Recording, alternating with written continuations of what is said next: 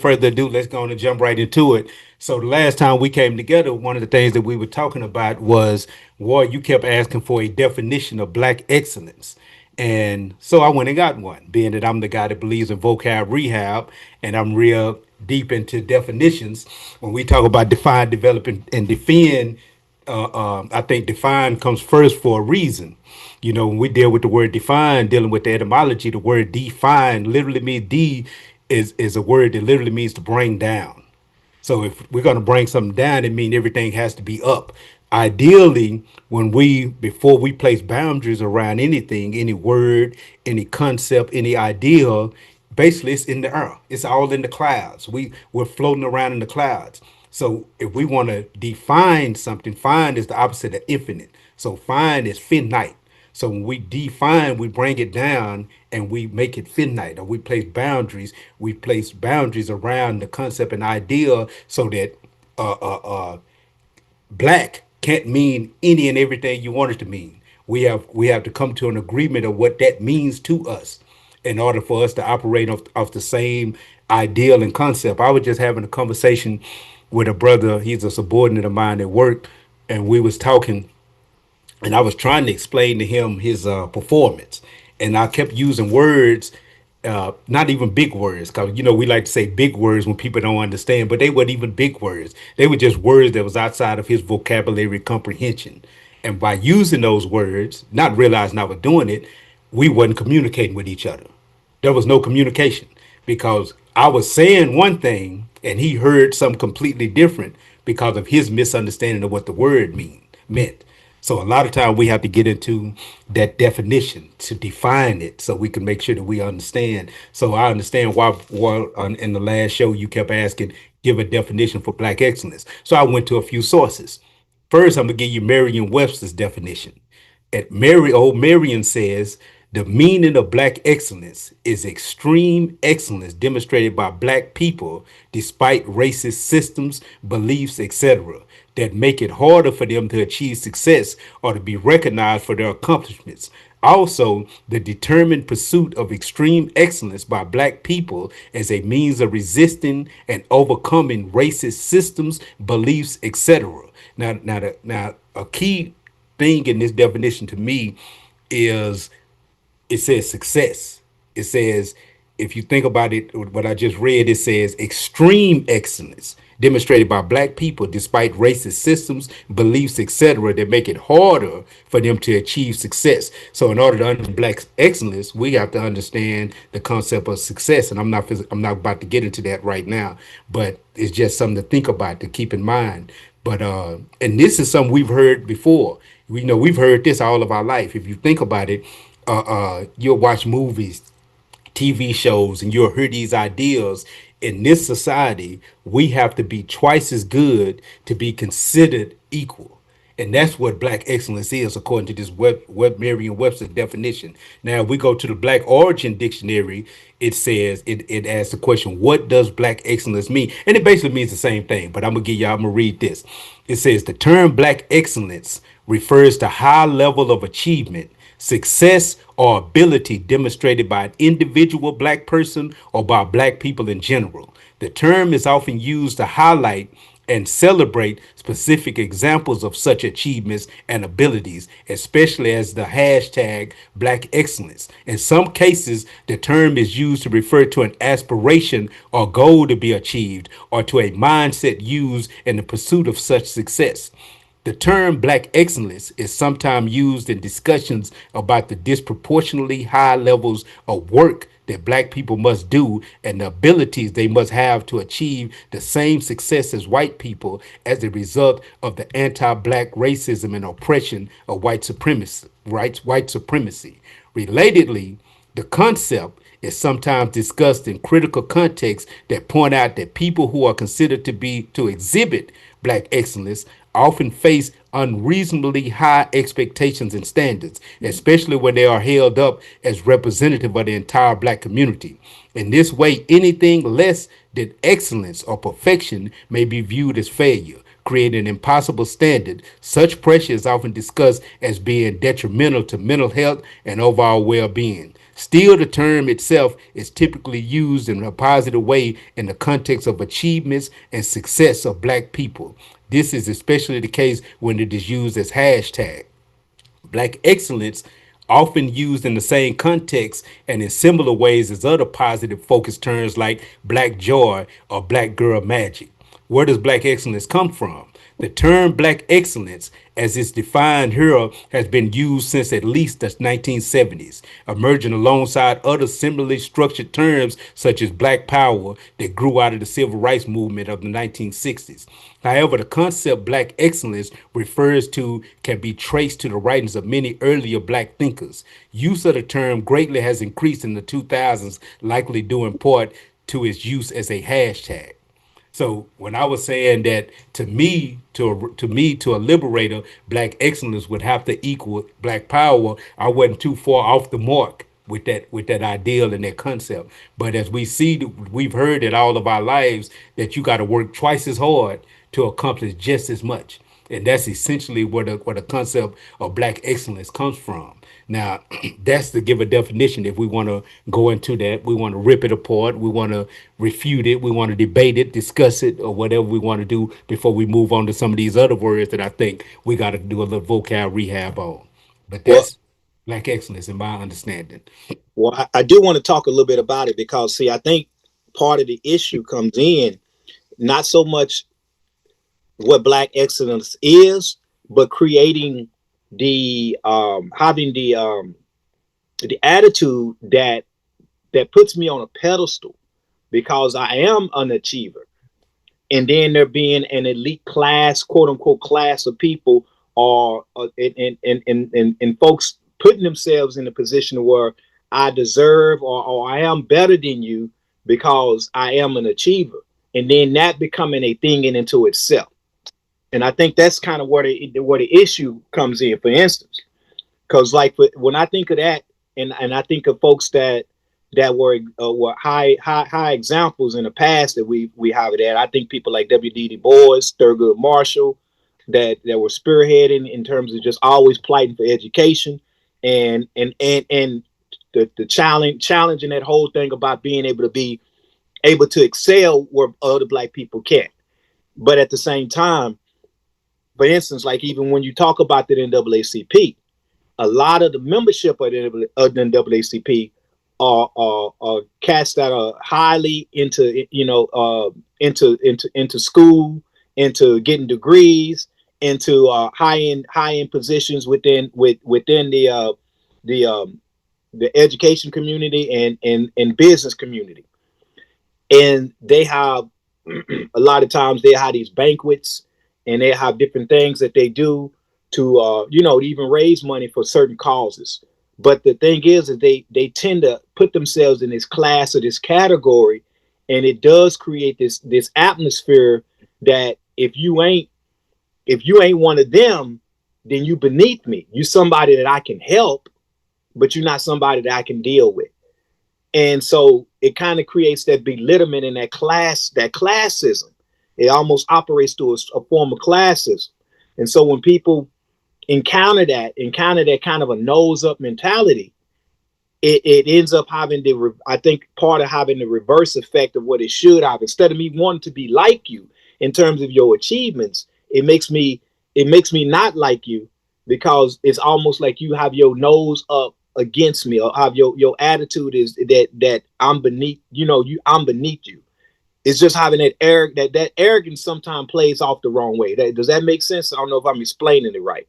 I know where you're coming from. Now let's look at that in kind of two different ways because there are people whenever whenever you have any kind of inequalities in any society, you're gonna classes are gonna create. They're gonna come up. It's gonna happen, and it can happen in a couple of different ways because of the basic way is when you understand the psychology of human beings, we make sense of our reality by comparing ourselves to others. That's what we do. That's what our brain does. Our brains compare and contrast. We ask ourselves, am I where I should be? And we do that. And the way we answer the question is we look around us and we spot people that are around the same age, come from the same place we come from, and we look at what they've accomplished compared to ours. Sometimes some people, that we go about this in two different ways. Some people, the majority of people, because this is a lower level emotional thing, the majority of people, it creates jealousy and envy in. The majority of people look and say, "Man, I remember it when I was young. We'd be standing on the corners, and somebody will come through. Somebody that's been hustling, that's been gaining some kind of financial advancement to some degree, at least to our eyes. Because one of the things that I started to learn, that I started to realize, is that people never have as much money as you think they have because they're looking better than you are looking. A lot of times, to use a quick example, and then get back to my point.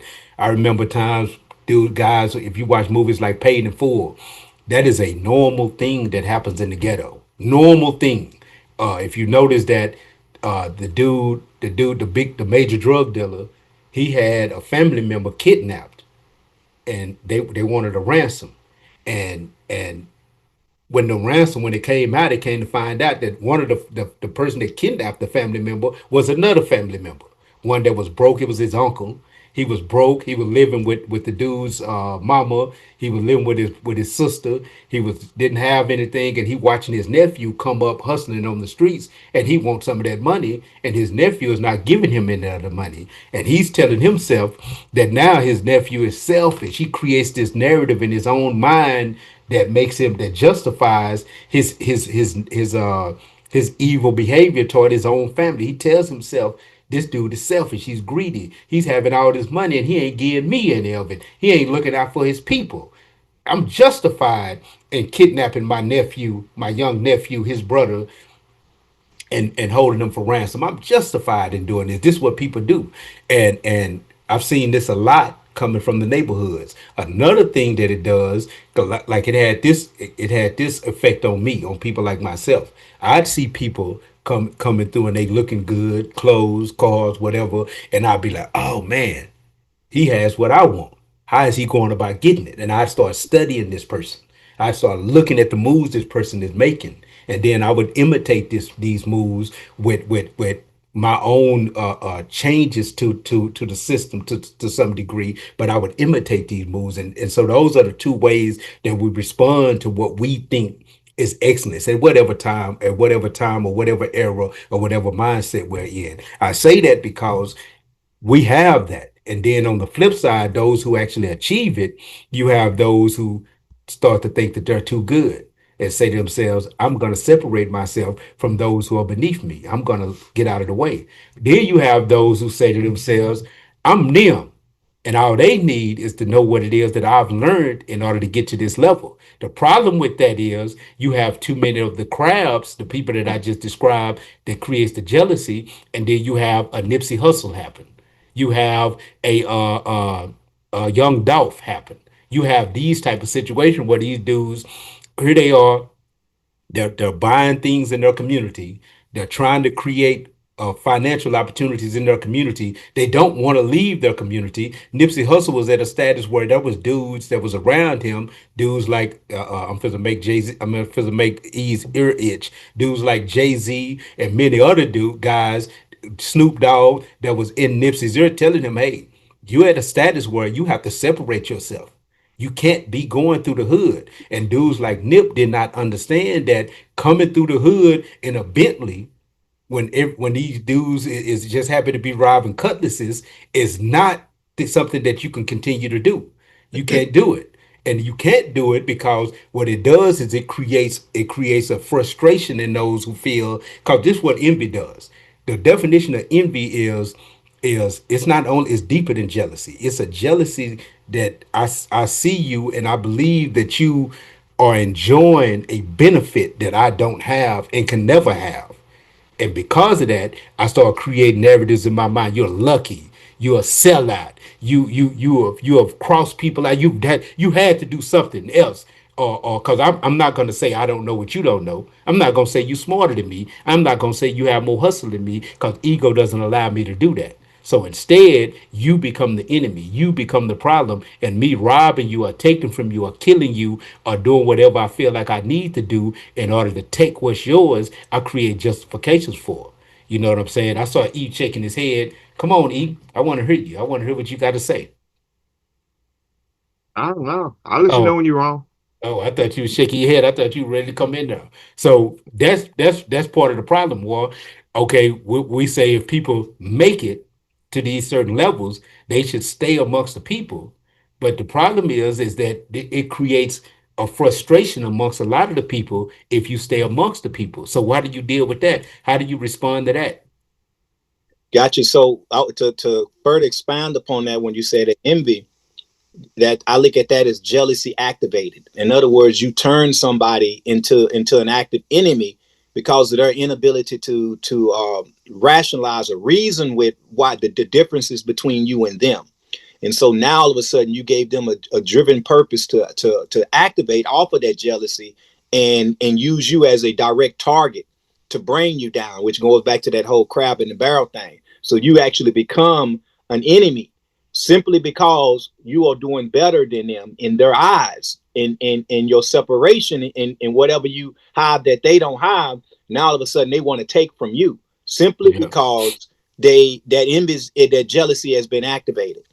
And I think what you're getting at, and see, this kind of goes back to what I'm talking about, is that there are way more crabs, or there are way more people with the nigger mentality that are unable to get out of their own feelings and get out of their own way, actually, than there are people that are able to secure and maintain any level of success and serve as an inspiration to that to the others without them being attacked by their own people before they can even be a benefit.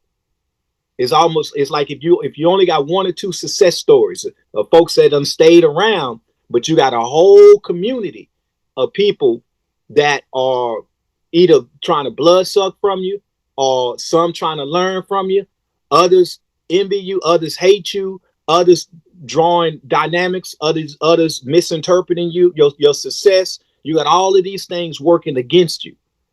So how do you create a lane that's productive, but at the same time safe? And I think that's the illusion.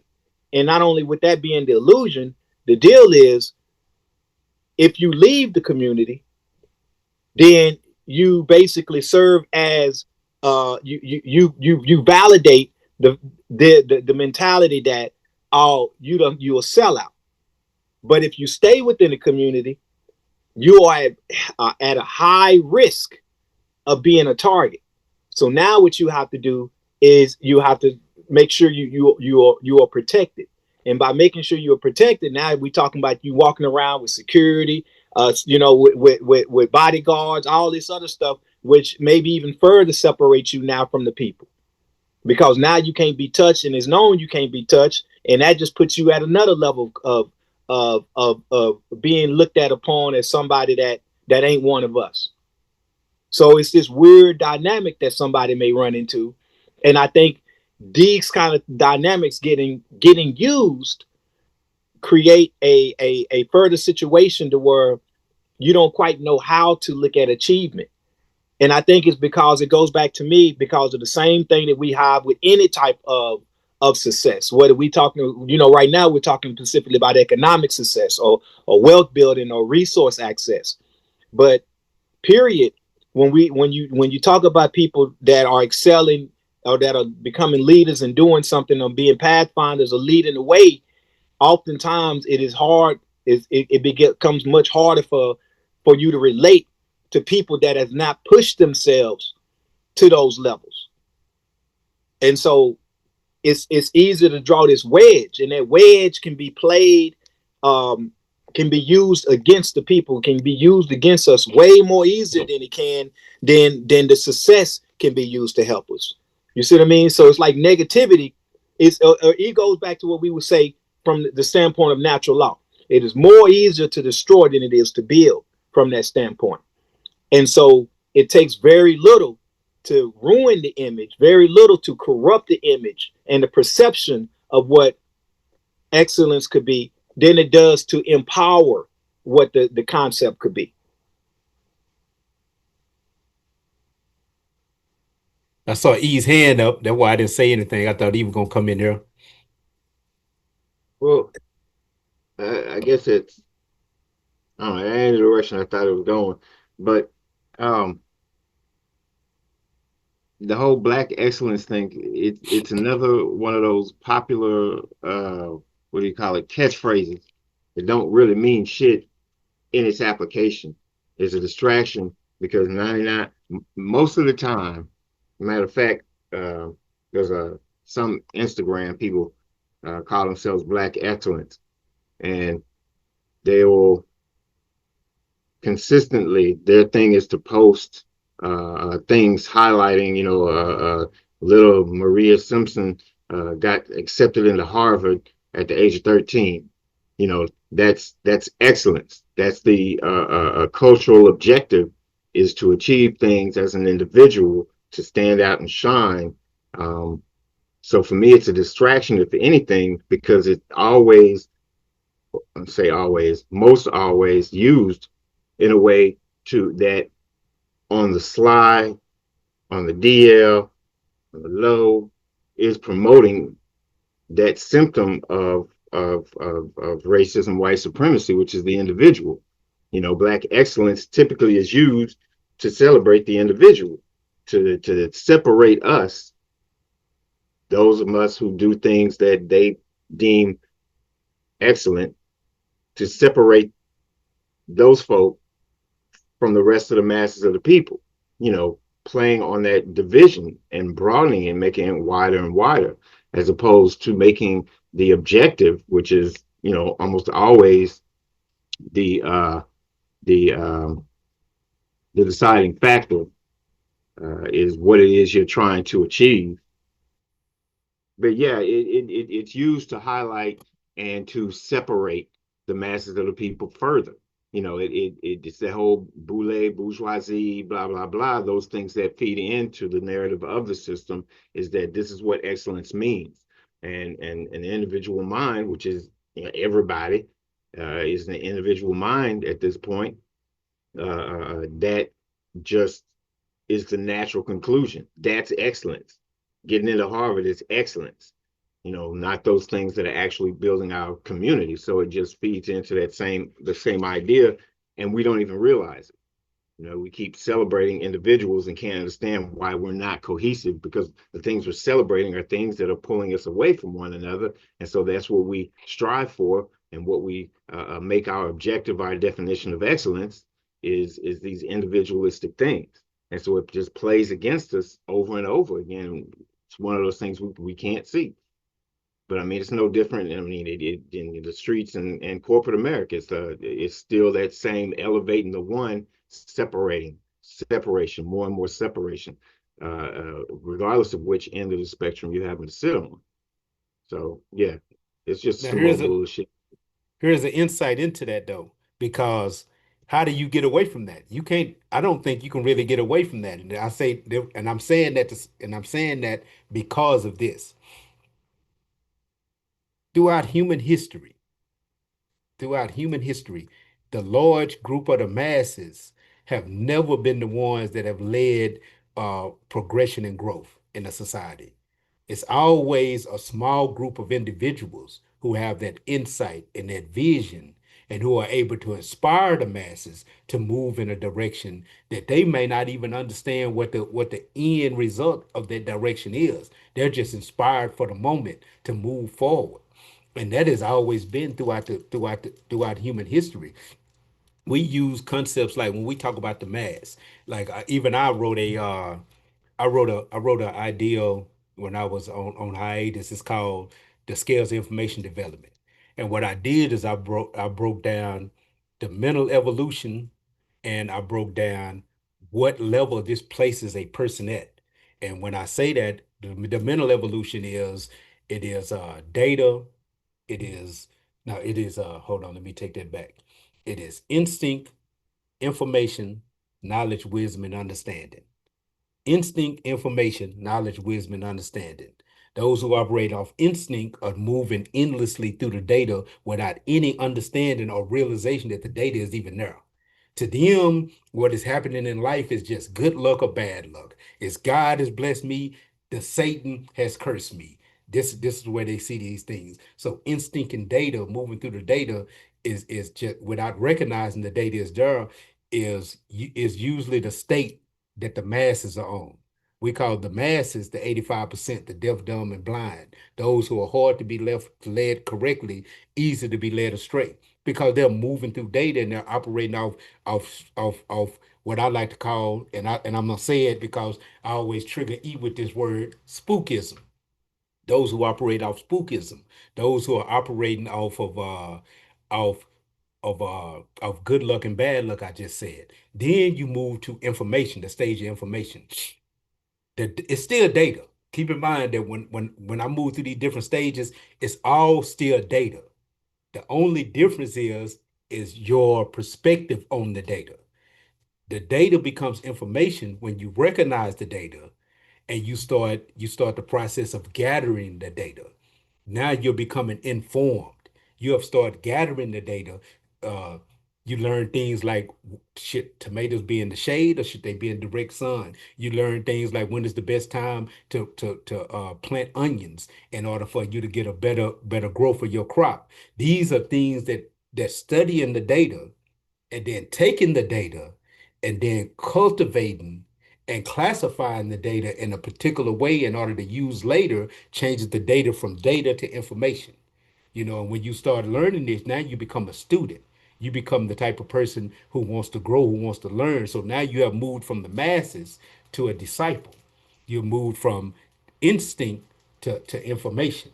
Then, when you learn to take that information and use that information to make changes in your reality, you have moved from information to knowledge because knowledge is power.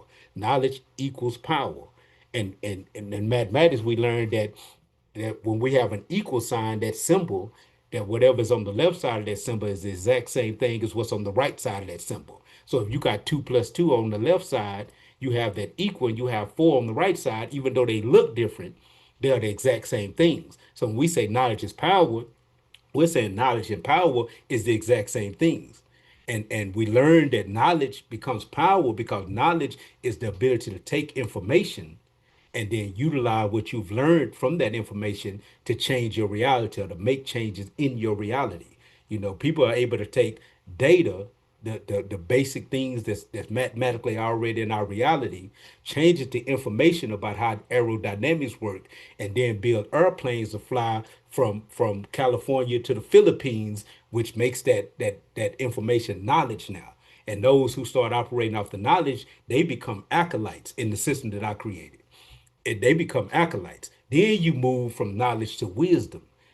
Wisdom, remember, I started with instinct. I said the masses operate off pure instinct. Well, wisdom is when your knowledge becomes instinctual. Your knowledge is now instinctual. You operate off your knowledge the same way the average person operates off needing to eat or needing to take a piss. You don't have to think about the details of what it takes to take a proper professional urination. You don't. You've done it so long, it's instinctual. And that's what your knowledge becomes. Your knowledge moves to a level where it becomes instinctual. So therefore, you have wisdom. And in my scale, when you move to that level, you move from being an acolyte to a master. You move from being an acolyte to a master because now you have mastered certain levels and certain systems of knowledge. And last is understanding. When you move to understanding, you are at a level where you understand the knowledge, the wisdom, the data, the instinct, the instinctual operation. You understand it so well that you can create systems in order to explain it to somebody else so that they can move up the scale. When you are able to do that, and you have a deep understanding, which makes you a master builder. And the higher you go up the scale, the least amount of people. At the very bottom is the masses. Then you move up and there's a smaller group. Then you move up and it's a smaller group. And it's the way life works because the masses of the people are never moving in the quote unquote correct direction alone.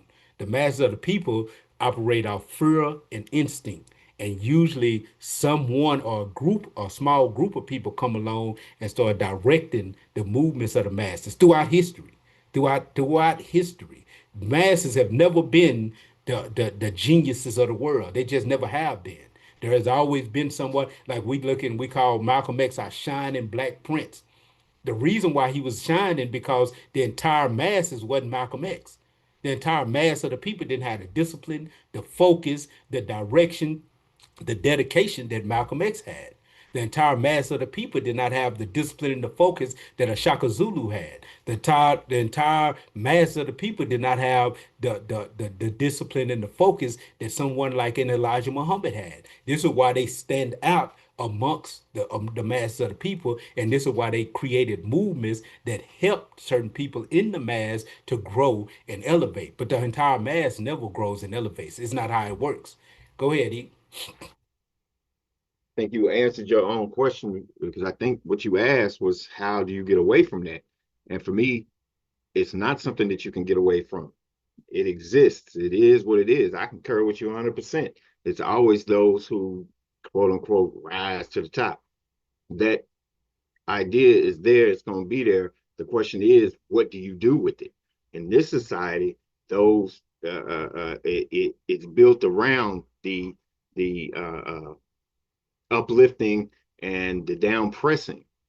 That's the way that it's used. It's the people who have particular abilities that feed into their narrative are celebrated and raised up at the expense of those who don't, who get kicked and beaten down and whatever else going the other direction. That's what this society does. That's what not what cultures who've existed for thousands of years have done, hundreds of thousands of years. But I think that your answer is in what you said, and I don't know if it was intentionally or if you realize it, but you started out the masses of the people operate off of what? Instinct. Of instinct. And then you said later on, at some point, knowledge becomes instinctual. Yes. Right. So you've hit a loop. You've gone through and you've completed the circuit. That's the 13. And then, as you said, you move into mastery. Now, all the basic stuff is instinctual. You've essentially evolved your inner self. You've Yes. become a new person. So you've gone from operating off of instinct, which is what anybody does. Yes. Anybody does that. But the idea is you've gone through a process where you've changed your instincts. Your instincts are no longer primal, base level. They're elevated. So True now that you've indeed. got the basic primal fundamental shit to where you ain't got to think about it no more. It's LeBron and them. They get good, but they dribbling and things like that. They've mastered that.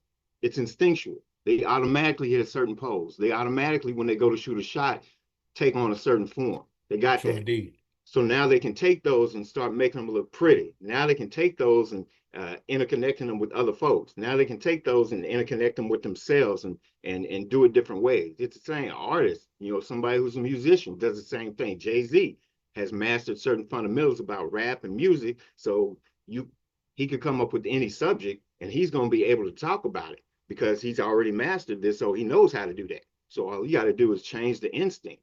And that's what we have to pursue is changing our instincts so that the instincts of those around us begin to elevate. It's not about suppressing it. It's not about trying to control it and manipulate it. It's about understanding the universe and how the world works. And the instincts are always the fundamental of any organism.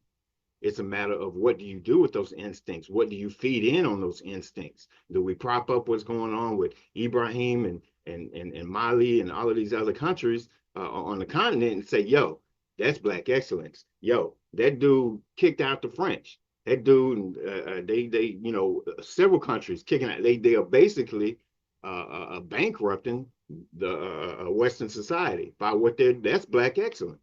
Do we prop that up? Or some little girl who's 13 that got into Harvard will probably get a degree and chances are won't give a fuck about black problems until somebody in her family gets shot or she can get a tax write-off for making a donation. That's just the way it typically works out.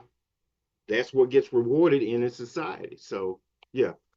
To answer your question, E, or the Panther back off what you just said, and yes, I did see the loop when I was sitting on hiatus. Cause keep in mind, you got to keep this in mind, E, that this subject is one. That's why I'm glad we're talking about it. It's one that I built on for a while I was off on that island. When I went on that hiatus for that almost 2 decades, there are a few things that I really gave a lot of my attention to.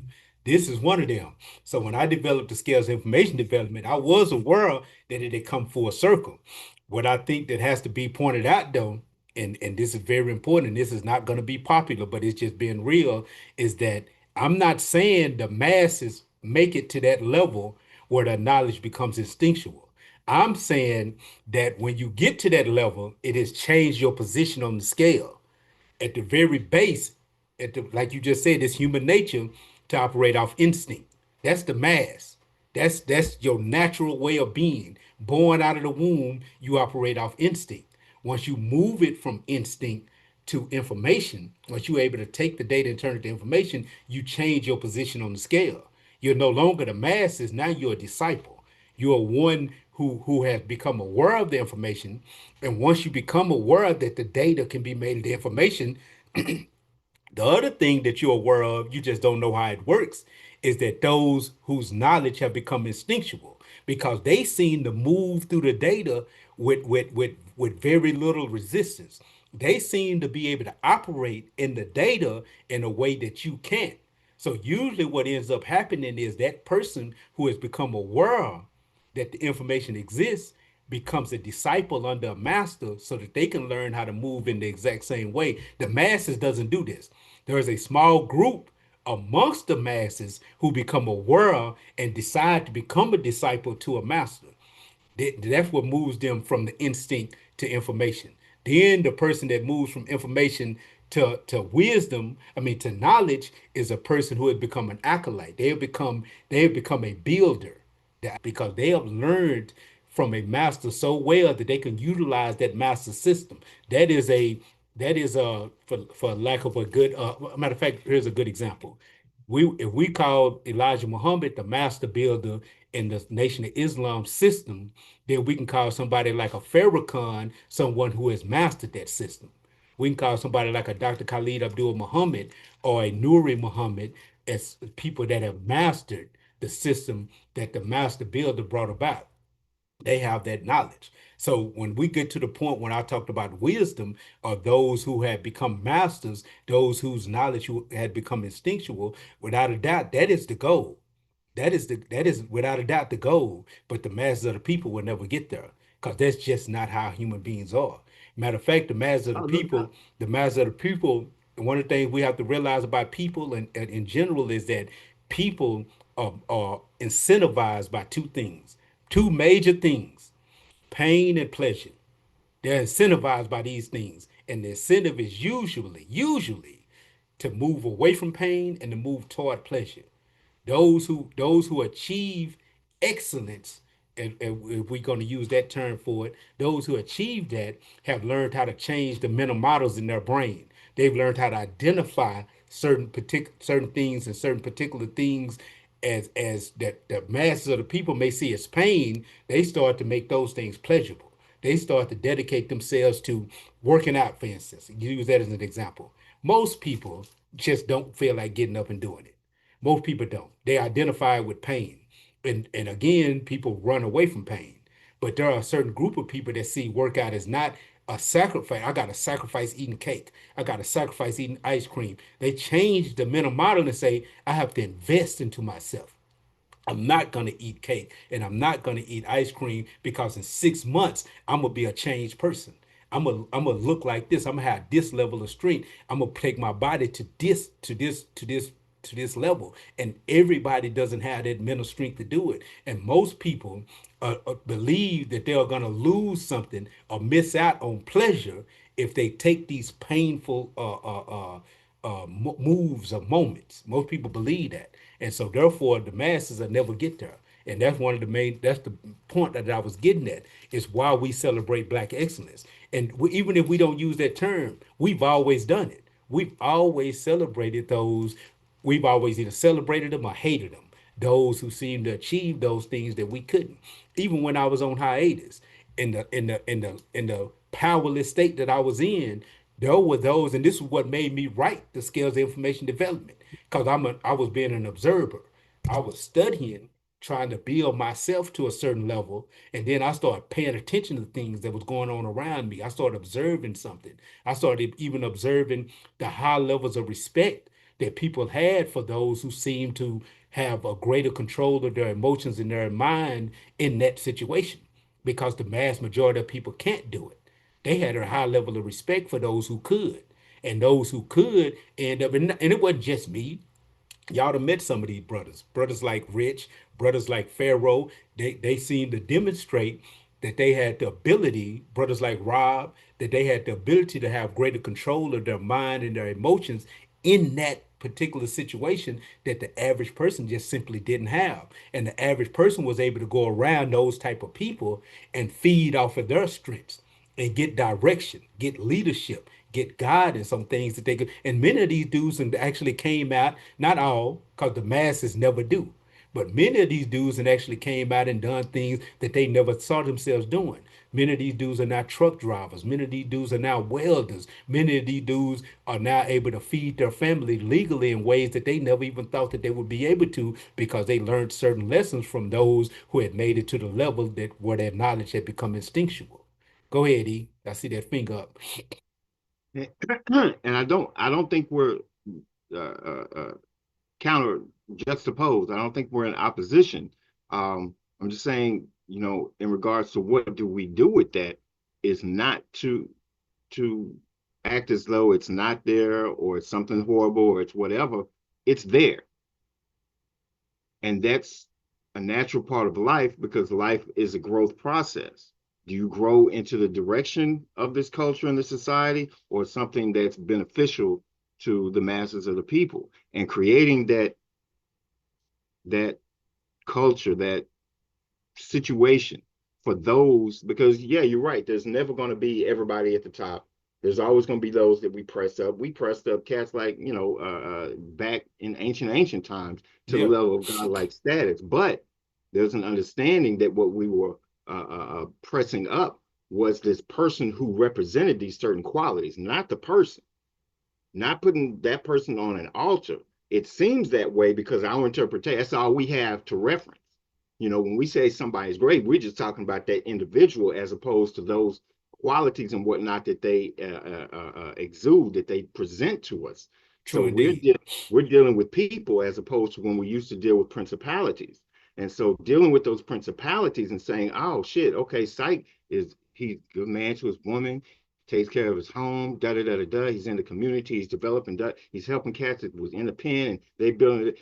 Are those qualities that we say, oh yeah, we support that, that's great, but then we don't do anything to actually support it. We just say it because that's enough. It's just, again, I've said it before, in this culture, the way you support black business or anything black is to say the words, I support black business, or I support black excellence. That is excellence, right? That's all you have to do. Whereas in reality, our actions do just the opposite and work to punish those exact qualities that we talk about. So those who are moving through the school of life and who are bumping up and who are not just simply existing at the instinctual level, part of their growth process has to be to develop something outside of themselves to propagate those personalities, those traits and whatnot. Because I mean, the essence of every man is to procreate. The essence of every man is to lay his seed, whether physically, mentally, spiritually, emotionally, whatever. So if the seed that we're laying are those seeds that reflect who it is we say we want to be, or are they seeds that simply reflect what it is we've been trained to be? Are we promoting the bullshit ideas? Are we saying, I support black business, but then doing nothing actually to help develop that and cultivate that and whatnot? Or are we actually doing it? Are we going to reward those qualities that we say we support, and learn to see what it is we're doing to actually punish them at the same time? We keep trying to have it both ways. So again, for me, it's not a matter of trying to press it down, or control it or manipulate it or anything. Understand that's how we work. Okay, cool. This is basic. This is going to be here regardless. So let me build around that. Let me give the children something that rewards them for behaving in a certain way, getting into that pleasure as opposed to that pain, or even more so that fear. What And is it I'm going to reward? And that's why I say There'll always be people who are existing down here. They enable much of everything that goes on, down the line for everybody else, but they play their part. If they just want to act instinctually, then we create situations where those instincts can be worked upon to their own best favor. We can, like you said, people got to be tricked into their own liberation. So we create systems of trickery of our own to get us back on track. That's just what it is. If it's some fly, all of a sudden your man Jay and the rest of them cats came out tomorrow with a just down, just pro black ass song and just went hard and da da da. Cool, play. I don't give a fuck what he is or who he is. Give me the song and I'm gonna play with it. I may take the music off of it and mix it up with Malcolm or make a short video clip of it or whatever. But that's part of the trickery. I mean, you know what I mean? If that makes any sense. You take what the motherfuckers like and use it to their best their best interest, as opposed to what they've done is to take what it is we like and who we are and use it to our worst. And I think that's a responsibility. That's how you do it. And that's a long-term game because we didn't get here overnight. And like you said, getting back to it's going to take even longer. But we have to continue to do it because the less we understand, the less we do, the less we pass forward, and the longer it's going to fucking take. That's just the way it is. So you either hold the line and develop it along those lines, or you buy in and do what you're going to do. True indeed. And what that's one of the things also when I was developing the Uhuru Chalet when I was on that island is another passage that I had brought about with the help of a brother named J-Mo was called A Revolutionary Is. And one of the breakdowns explains that the revolutionary, we got to understand that the people are more advanced socially than they are politically. The revolutionary understands that, and then the revolutionary is able to take those lessons and teach it and make it make sense to the people. The people cannot interpret complex political ideas. The revolutionary's job is to take those complex ideas and make them digestible to the people. Everything we just explained and broke down and showed that elevation through those scales of information development, the average masses of the people are not able to operate off that. None of that makes any sense. So the revolutionary's job is then to take that information and reinterpret it in a way that makes it make sense and is palatable to the people that the people actually want to use. And see, that's another thing. You could have the best analysis in the world. It could be 100% correct and could bring about liberation in the next couple of years. But if the people don't understand it, if it doesn't make sense to the people and it's not answering the problems that the people think are the major problems that they have to deal with, and to them, the major problems is food, clothing, and shelter. That's my major problem. All that other stuff, crazy stuff you niggas talking about don't make no sense. That's the way the masses are talking. That's the way they think. And that's another thing that I did in the scales of information development. Because the masses will see this. Why is Brother E reading these books? Even when I was on that hiatus. I had a brother, he told a joke. And most jokes come from the truth, but he told a joke that reigned so supreme amongst his thinking and amongst many of the other brothers thinking in that place. And that was he walked up to the table, he saw me taking notes. He said, Brother Sight, you spend all day studying. Not only are you reading this stuff, you writing the books down. He was joking. You're writing the books down. To him, it was like, why? It's a waste of time. Why is this guy reading the book and then writing stuff down from the book when the book is right there in his face? Why is he doing that? And to him, that didn't make sense because he's a member of the masses. And to him, the reality of retaining that information wasn't that important. Another thing that I used to be asked a lot, I probably, any unit that I visited, any unit that I was stationed at, I would tell you that I have heard this. They said, how is that reading gonna feed baby? How is all that reading? I don't see how that reading gonna help you pay no bills. To them, they equated the value of anything with its ability to produce money, to produce finances. They didn't see the value of the reading, of the learning, the information, of learning the knowledge. But one of the things that they missed while they was looking at this and observing it, and again, the masses are not able to see this deep. One of the things that they've missed, my ability to deal with the administration in that place came from the reading. My ability to communicate and deal with them in the way that I was able to deal with them came from that reading. my ability to maneuver that place the way I maneuvered it came from the reading. Even and I heard this a lot about how quickly that I became successful in the work world since I've been back from hiatus. It all comes from the reading. It comes from not only is the reading opening your thought process up to comprehending things at a higher level, but the reading is giving you the ability to communicate with people that consider themselves to be at higher levels. You could be a regular ghetto cat coming from the streets of Oak Cliff somewhere. But if you've done enough building and reading and studying enough, you're able to sit with people who have master degrees in economics. And I'm not just using that as an example, I'm really telling the truth. You're able to sit with these people and have those conversations with them that not only make sense to you, but your take on the economic situation makes sense to them. And that's what that reading was doing at that time. Hey, let me jump in here because I got something right in line with what you're saying. Let me read this passage here. It says, wealth is a lie. Money is merely words. Words are the wealth of the wealthy. Knowledge is the power of the words. When this process is repeated at a minimum of 3 generations, it can establish generational wealth and erect a new baseline bloodline of instinctive genetics, which goes back to what you said earlier. And this also can be utilized in terms of saying the equation is never out of balance. Reason why I say that, and this is the part that we really have to think deep on, is when we talk about the elite, when we talk about those that are wealthy, we talk about it from the standpoint of how is it that they control so much of the world's resources. And it goes into the fact that if the average quote unquote person level of education, level of understanding, level of definition is so much below them, it don't take many of them to balance out the equation of the masses. And that's one of the things that I think a lot of times we're not gravitating or grasping.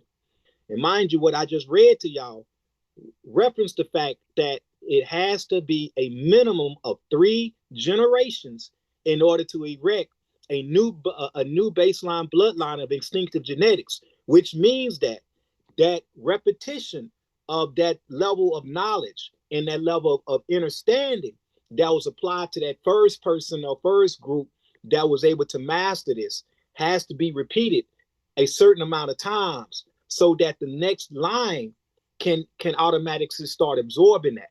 And in order to do that, that also takes isolation. And I pulled that from a book about the Illuminati. Now, now let's talk about this because we left off the last time we had this discussion on this. We left off on the bag, money, green, collard greens, cheese, cheddar, whatever you want to call it, because we always demonize those who get it, who get to it. We believe that they had to be co-signed by the Illuminati to get to certain levels of wealth. And I'm not gonna be bashful and say I don't agree with that. I don't agree with that. I think a person can work themselves to where they need to be. And when I say work, I am not talking about because remember we gotta always define, develop, and defend. I'm not talking about somewhere slaving, sweating. Work is anything that's bringing about production. So I believe that a person can work themselves to certain statuses. Now there are certain levels you're probably not going to reach because the doors have been shut to those statuses. I'm gonna give you an example of what I'm talking about. Uh, at one time, there was 5 major record labels in this country. No matter what record label you liked, who you listened to, what artists you were listening to, they either came from one of these 5 in some way, form, or fashion.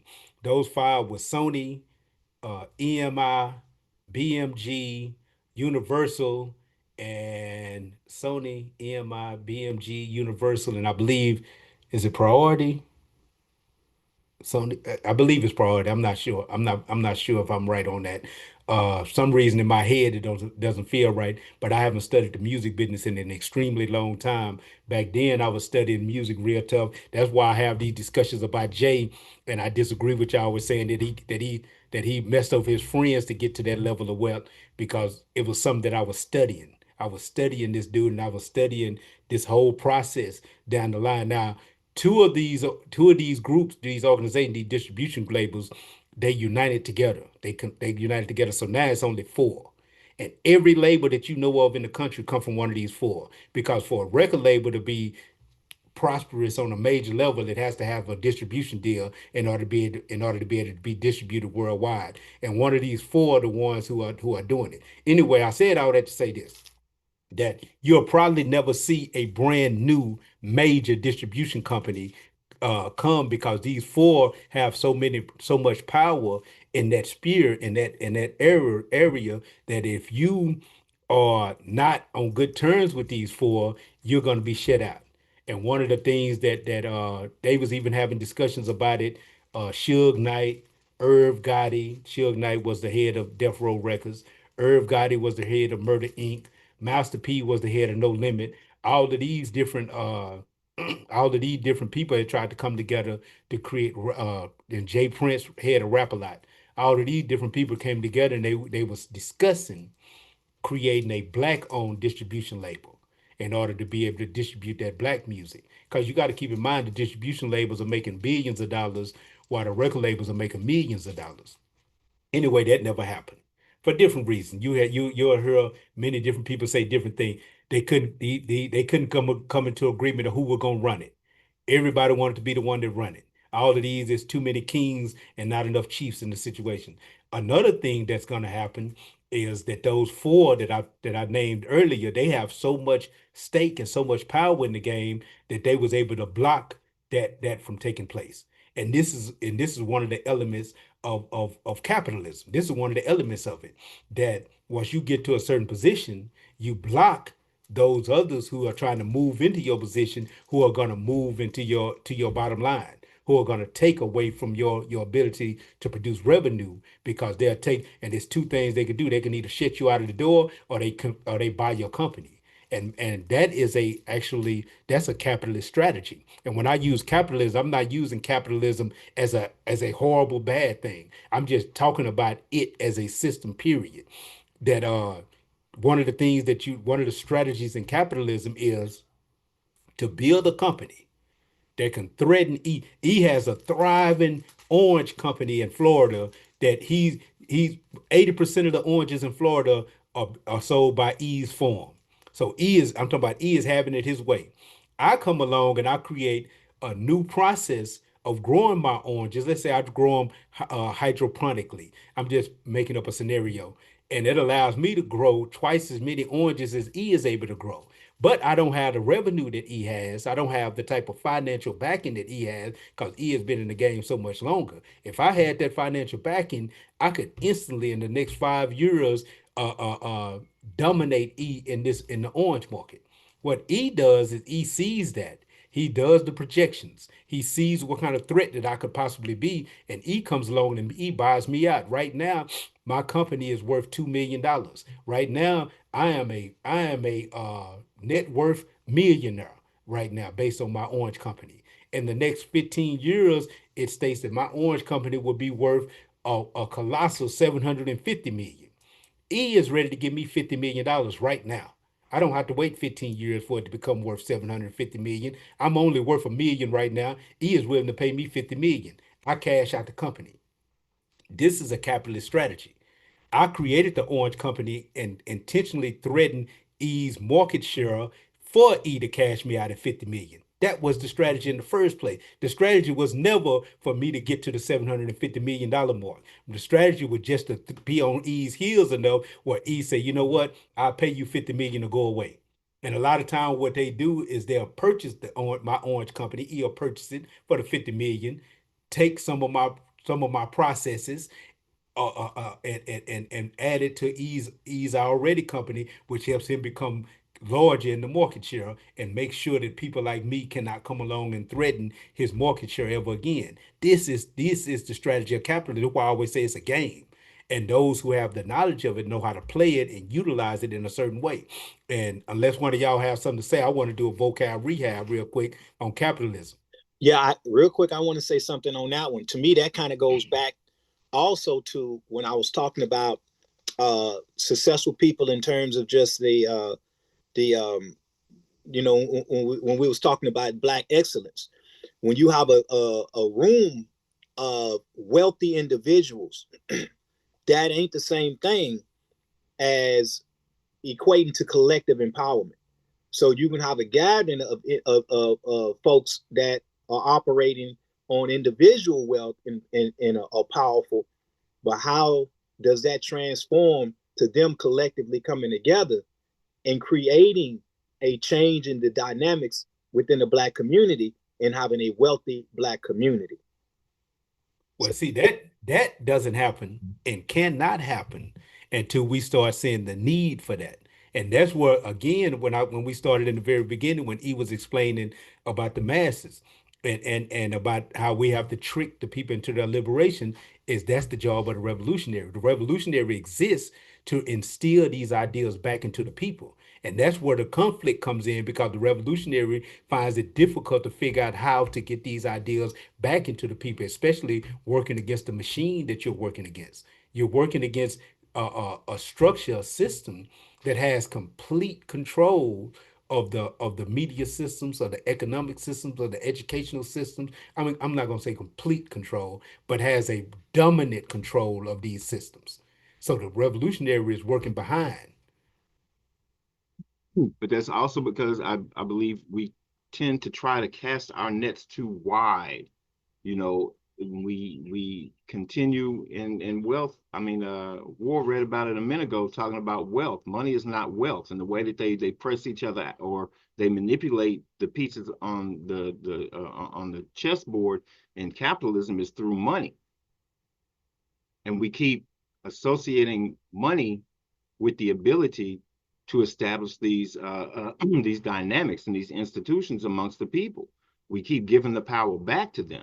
We don't need money to teach a class. We don't need money to do a lot of things to set up a situation of bartering between the people amongst us. We don't need that shit, and that's counter. I mean, that's completely counter to the system because it takes them completely out of the loop. Yeah, we're not going to affect the masses of the people on the level of whatever record label or whatnot. But the reality of it is that is just the way it is because they are too entrenched. And until the cracks form and all of that, matter of fact, what's his name? Ibrahim over there, Burkina Faso, they just flipped the switch on the African internet. Like they said, they cut ties with Google and all of the internet that we call the internet, and they've set up their own system of an internet highway, and so until we've established that type of scenario, until we have that type of power, we can't make those moves. We supposed to think globally and act locally. I understand what the situation is on a global level and how that's a reflection of what we need to be doing. We need to cut the internet out of us, out of our communication, because it's not working in our favor. By and large, it's just not. So removing ourselves from their narrative by redefining all of these things, excellence and success and all of this, is a major part of what it is a revolutionary is supposed to do. And we do that by living that shit, as opposed to talking about it, as opposed to buying in, as opposed to all of that. It doesn't have to affect the global, because like you just said, the masses of the people are not going to get it. Okay, cool. Work locally to develop what it is you want to see in the global picture. Now that leads us back to what we started, what made us start the conversation in the first place, though.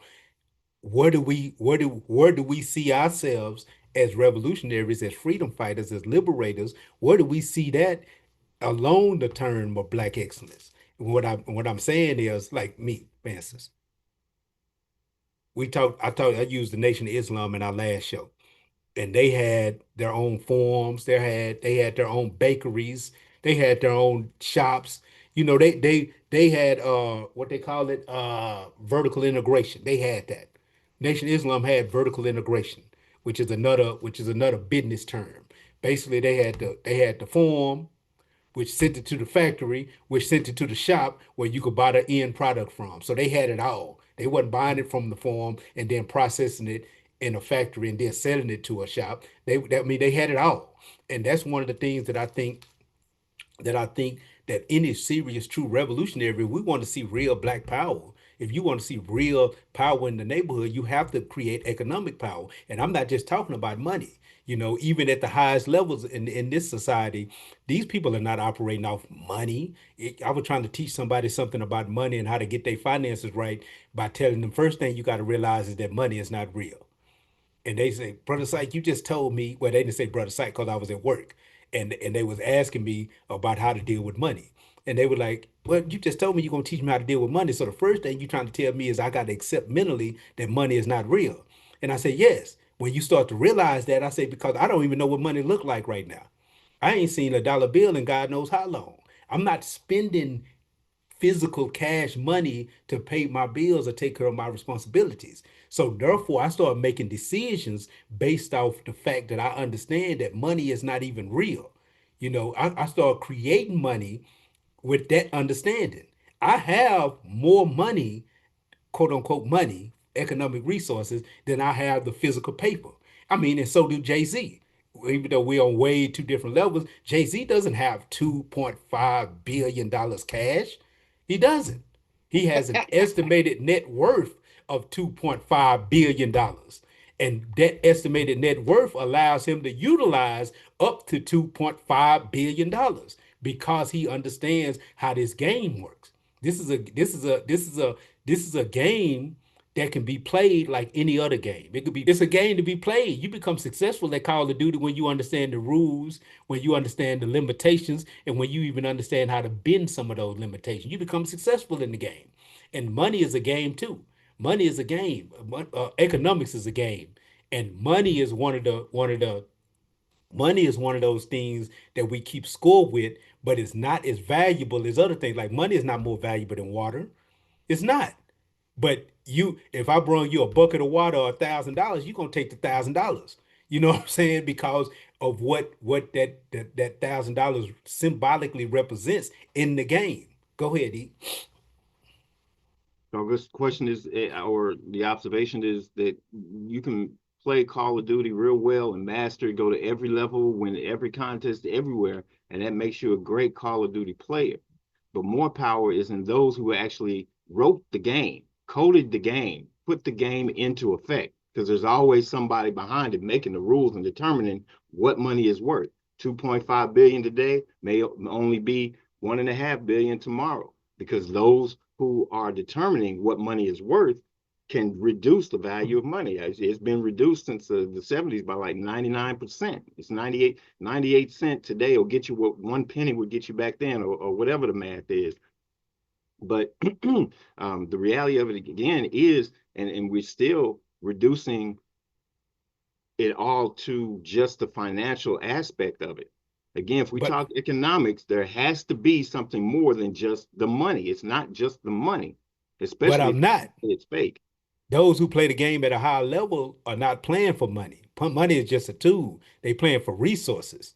And that's what I keep saying that revolutionaries have to start doing. We have to start playing for resources. We don't like the game. We can't ignore the game because we don't like it. We have to No. move our dislike of the game out of the way. We have to move Mm-hmm. that. Our emotionalism has to go away. And we have to look at what's going on in front of us. And we have to ask ourselves, how do we move the people to the next level? I mean, E, you got part of the answer, and we're not even talking about it economically. You was always talking about it from building the party. Stop focusing on getting a whole bunch of people to agree with what direction we're trying to go and start going that direction with the people that you have. That's how you start Exactly. getting the people to start seeing what you're trying to do is valuable. Because if you take the little 5 people you got and stop talking about it and actually start building it, then people from outside they start saying, "Hey, I want to be a part of that." A good example. I'm gonna use another example. When I was on hiatus, I wasn't walking around the unit trying to get everybody to do what it was we were doing. I just looked at the people that I had with me and we started very small.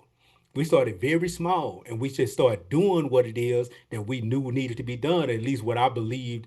Because again, I made my goal, I made my mission, I made my revolutionary act the development of manhood while I was there. because it was the one thing that I could actually affect. So I made development of manhood my number one thing. And I did that with my small little crew that I had starting out with. I did it with them. From everything from studying, from physical training, from fight training, from going out on the volleyball court and using the volleyball court like the rope that the boxers use. We was doing this, and people, how did the people learn? They learned through observation and participation. The people was observing what we was doing. So our 5 became 10, our 10 became 20. Our 20 got to the point where a large group was on the south side, a large group was on the north side, met at the fence and trained and worked out and built together to the point to where the guards came out and had to and pull the cameras out because they could not believe that that large of a group had come together for personal development. They couldn't believe it. They first thought that anytime you see that, it's a riot about to happen. So they brought all their resources out to see what we had created. And we didn't wait for the masses to get on board. We took the look group that we had and started building it from there. I truly believe that true revolutionary, we have to create a think tank. And the think tank has to be one that's not just thinking, but implementing economic strategies to build economic power within the party itself. You say we don't need money to teach a class. You don't, but you do need money in order to distribute that class to a larger base, in order to put it in a position where it could be actually more palatable. Even our fledgling YouTube channel, with the right amount of resources, we could have the right type of cameras to create the right type of quality that people will want to actually watch. You know what I'm saying? And that's just something that we have to start accepting. And I believe we have to start building in this system. Now, one of the things that keep us from doing that, we're afraid of being black capitalists. We're afraid of being that. What is that? What is that? Somebody give me that. Go ahead, E. I see that hand up. What is that black capitalist thing that we're so afraid of becoming that we think is going to end the world for us if we start? And I don't even think that people are afraid of being black capitalists. I think that they don't think that they can do it effectively, and that's what stops us from being what we need to be. Well, it and what exactly you said is getting foggy. That stuff kind of drifts out of my head after a couple seconds. Um, but you said it. What was you saying? Uh, oh, when you were building and the cats were lining up to be a part of it, more and more and more. No money required. But then you listed off, you do need money to broadcast it to a bigger audience. So there's a contradiction there. Number one, you started out by talking about how back in the day we were talking about quit worrying about growing the party and just do your work. So if you've only got 5 people, just do your work. When those who are local who see it, just like when you were on hiatus, wanted to join, and it grows organically, it grows naturally. It's not a across the airwaves in your face type of scenario. And when I was saying that we talk about money, the conversation keeps just coming back down to just money as if it's a thing all by itself. I wasn't talking about necessarily them. I was just talking about the conversation in general. When people talk about economics, we still come down to money. If I needed to go somewhere for a week, but I got 2 children over here, but I got to be out of town, I can pay somebody to come in, watch the children, blah, blah, or I can lean on Brother Psych. Psych, I need the kids to stay with you for about a week. Or War, I need them to stay with you because I got to go, blah, blah, blah. So instead of sending this money out, now we're relying on one another. That's economics. That money that would have gone out, I can take that money and put it toward, chicken coop or a community garden or whatever. That's economics because it's not just money is a resource. It is a thing, whether it's real or not. It is a thing, and it is actually the result of a much greater resources, which is the people. And we don't utilize one another and build on each other in a way that's conducive to our own well-being. And that pursuit of capitalism, it's not the money, because like you said, it's not real. It's what you have to give up in exchange for that money. They're not giving money away. They're going to take something in exchange. And the more you are rewarded, if it's a characteristic of capitalism. And yeah, you're right. Everything you said about the music industry, you can apply to the tech industry. You can, Google buying up everything, especially for a while there. You can apply that to Rockefeller and them back in the oil baron days and J.P. Morgan and all of them. That shit doesn't change, and it goes higher. There are those, like I said, who are writing the game. We're talking about WEFs and Davos and what's his name that just retired or whatever, supposedly from it, that are writing the code to the game, writing the rules to the game. So you move this way and you move that way. This gets bought up this way. And again, the Fed deciding what that particular tool is worth. So there are always these checks and balances that go up, and nobody excels and gets beyond that except with you don't get into the club unless they say you can be in the club. But if we act locally, we take that ability away from them. Cats don't start having problems. We didn't have problems in Dallas till we what? Till what? Not personalities, till what really happened. What really happened as far as the party as a collective and our visibility. We went national. Yes, there were rumors and video clips and whatnot that people in other places would hear, but the dynamic was madly different when Khaled came. And it wasn't just Khaled, it was, and we talked about it before, it was the visibility. That's when we started having a whole bunch of leadership issues. Up until that point, we didn't have the drama. We didn't have all of that. We might not have done everything pitch perfect, the right direction or whatnot, but at the very least, the folks that we worked with, that we really worked with, and we are proof of that, especially when Aaron comes on the show or David comes on the show or Dark or any of these cats. That was the embryo of what could have been if it had all stayed local. And could you imagine? Sight, think about it, bruh. Think about it. If all of those events that happened, that you abandoned me, then war abandoned me, left me down there. Just imagine whatever year that was, 20, I don't know, what was it, 99, 2000 or something? It's 2025. Just think if we had all been in Dallas, working and building together for the past 25 years, having these conversations on the norm. Just imagine the potential of what could have developed. Because we were talking about a lot of the same things in a lot of same directions. And a lot of this stuff, conversations that we're having now that we've learned from since we started working together again, we could have had a lot of that substance and conversation, 20 years ago, 26, 20, whatever years ago. So if it's maintained locally and that unit is developed and grown, that's the organic nature of who it is we are. And it's really the only antidote. Because like I said, once you get into national, once you start getting into actual perceived power and fake money and all of that, shit changes drastically, drastically.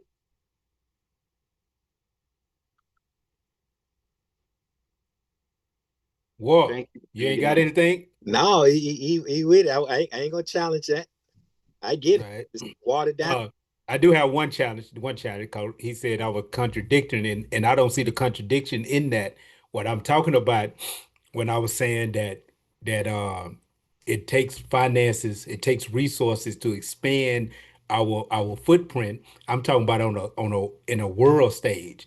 The stage I Yeah. was in, as y'all talked about before, y'all discussed it before, y'all even said that it was even easier for me to reach them because I had a captive audience. No pun intended. I had a captive audience that had less things that could take their attention and draw them away from the direction we was going. Matter of fact, the training, the fighting, those things were some of the most important. Those were some of the most important status symbols in that arena.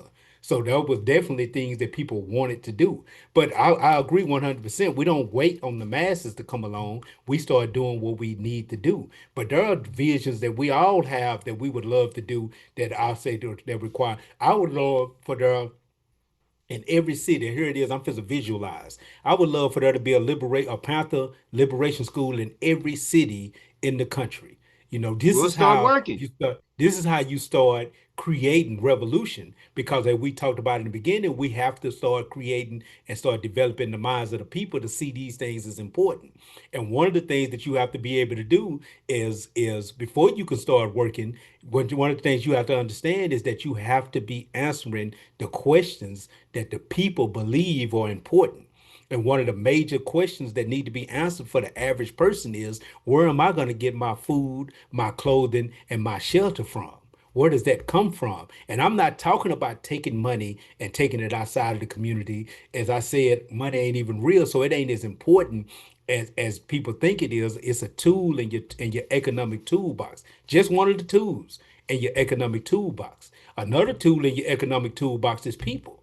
You know, that's one of the people are one of the means of production. That's another one of the two. Raw land and then raw material are the other tools in your economic toolbox. So, you know, to me, that we start, I think we need to start taking some of the examples of Marcus Garvey and some of the examples of Elijah Muhammad and stop being so afraid of capitalism that we don't want to make money, that we want to demonize money. You know, and before we get off, like I say, I want to do a vocab rehab on the words capitalism, communism, and socialism, because I think that these economic systems, it's important for us to understand them and understand why these systems are even on our, why these concepts are even on our tongues. Let's define these words right quick. Capitalism, I'm gonna define them and then I'm gonna give a little history real quick. Capitalism, I'm gonna define capitalism, socialism, and communism. Capitalism, definition: an economic system based on private ownership of the means of production, factories, lands, businesses, where goods and services are produced for profit in competitive markets. The core ideal: individuals, not the state, own and control resources, and markets, supply and demand, determine prices, wages, and investments. Popularized by the term was first widely used in the 19th century, but the idea traces back to Adam Smith in The Wealth of Nations in 1776. Critics like Karl Marx later spread the term capitalism as a way of describing a system they opposed. Now, let's look at capitalism in the Wealth of Nations. I'm not going to get into deep detail on this, but in the Wealth of Nations, and as I always like to show y'all that I'm not just pulling this stuff. I don't just be pulling this stuff out of my anus. I really be kind of talking about things that I've kind of put a little time into. But capitalism, and according to Europeans, basically, that capitalism has to recognize one basic concept of the human being. The human being operates off incentives. So when the human being is incentivized, then the human being will basically do more. For instance, in capitalism, in a pure form of capitalism, which has never been practiced, where we have absolutely no proof of it being practiced anywhere on the planet. But in pure capitalism, you have what's called laissez-faire. That's what they call it. And laissez-faire is just a French term that literally means hands off. It means no government intervention whatsoever. So the ideal is supposed to be based off the means of production being owned by the individual. The individual has the ability to create E, has the ability to create his orange company. The concept is that E is not producing these oranges because he just wants humanity to have good vitamin C. He is doing this because he sees the possibility of creating a better life for himself by growing these oranges and selling it to the populace. Without that incentive, there would be no reason for E to produce the best oranges that he could produce. And if in a quote unquote fair market, Wall would also be able to create oranges if he wanted to. I would be able to produce oranges if I wanted to. And anybody else would be able to create competition to E's oranges, which will force E to not only grow the best types of oranges, but will force E to give a better price to the market in order to properly compete. If is the only person in the market producing oranges, he can charge whatever he wants for the oranges, and the oranges can be dented, they could be bruised, they could not be sweet. He don't have to put the type of curl that he would need to put into the orange because there's no one to compete against. That's the ultimate ideal of capitalism. Now I know when I explain these things, people give their emotional definitions to them. I remember we did this one time when we were doing blog talk radio, and somebody came in, oh, that's not what capitalism is. And then they start talking about their emotional response. I'm just dealing with the definitions, the actual facts. That's all I'm dealing with. Any of these systems, just like a gun or a knife, can be used in any way that a person sees fit. One person can take a knife and they can cut up their meat, cook and feed their family with it. Another person could take a knife and they can kill somebody with it. They can cut somebody's head off with it. They can slash somebody's tires with it. So it ain't to me. It's not the tool itself. It's how the tool is used. I'm not getting into the subjection of capitalism or socialism or communism. I'm only dealing with the tool itself and the actual definition. Now, Adam Smith is considered to be the father of capitalism. If we got into some history, which I'm not going to get that, matter of fact, I'm not going to get into that at all because we don't have the type of time to go down that hole. But according Karl Marx came along, Karl Marx and Frederick Engels. And we usually give a credit to Marx, but Karl Marx and Frederick Engels came along and they essentially said that the mass of the people would not just accept somebody owning the means of production and them getting the crumbs from the means of production, which is essentially what you deal with when you deal with the average worker and then people that are in the top ranks. If you go to a regular job and you see the people on the floor doing the physical labor, the people that are lifting the boxes, that's doing the most with their physical labor, these are usually the people that's getting paid the least amount. The people in the offices that are actually in control of the production get paid more than the people that are on the floor producing the actual physical labor. And the people that create the undertaking, those who own it, get paid more than those who are controlling it because they're paying people to control it so they don't have to.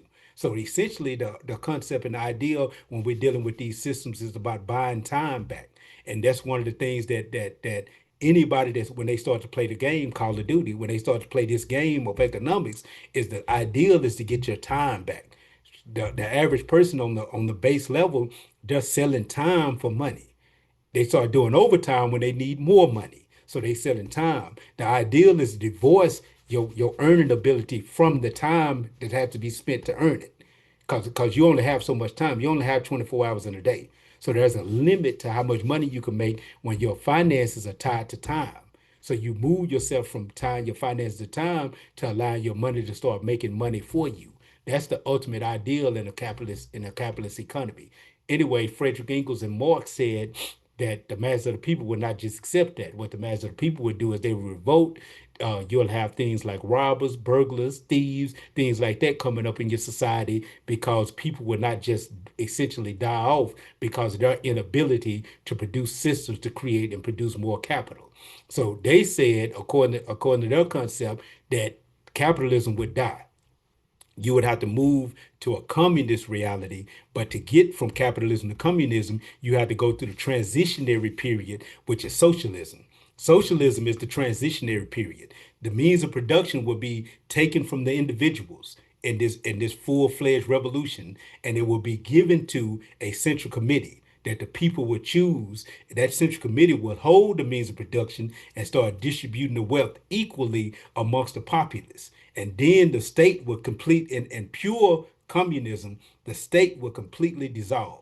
There will be no government, there will be no state, and the people will own and hold everything in common, and the people will just trade and barter. That's what Karl Marx and Frederick Engels said. So communism being the final state. And I'm gonna give you the definition. I'm gonna go with socialism first. Socialism is the transition definition, an economic and political system where the means of production are owned or regulated collectively, often by the state or cooperatives, and wealth distribution aims to reduce inequality. Unlike communism, it allows for varying degrees of private property and markets. Core idea: balance between collective ownership and individual rights, often blending democratic governance with economic regulation. Popularized by the term came into use in the early 19th century, Henry D. Simon, Robert Owen, and Charles Fourier, early utopian socialists, helped shape it. But Marx and Engels also used it as a stepping stone toward communism. And then communism is the final result. The definition: a classless, stateless society in which the means of production are owned collectively and wealth is distributed according to need. In practice, many communist governments maintain strong state control. Core idea: from each according to his ability to each according to his needs. The ultimate goal is no private property and full social equality. Popularized by Karl Marx and Frederick Engels in Engels in the Communist Manifesto in 1848. The concept existed earlier, but Marx gave it its modern revolutionary meaning. Now, here's the problem. I think that when you would really understand what these words mean, what these economic terms mean, communism sounds good. It sounds great, but in order to have a communist reality, you have to depend on the people being at a mental state of being able to support that reality. There can be no selfish people. There could be no greedy people. There could be no jealous people. There could be no arrogant people. A true communist society cannot exist if those emotions exist inside human beings, and that's why we haven't seen it on the planet.